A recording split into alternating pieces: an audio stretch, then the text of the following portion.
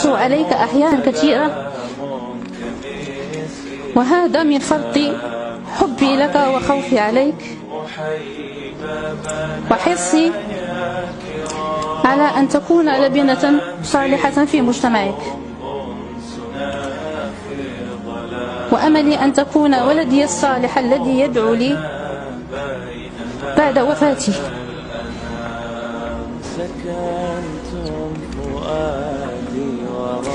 وأرجو من الله أن أكون ممن بشروا بتاج الوقار يوم لا ينفع مال ولا بنون.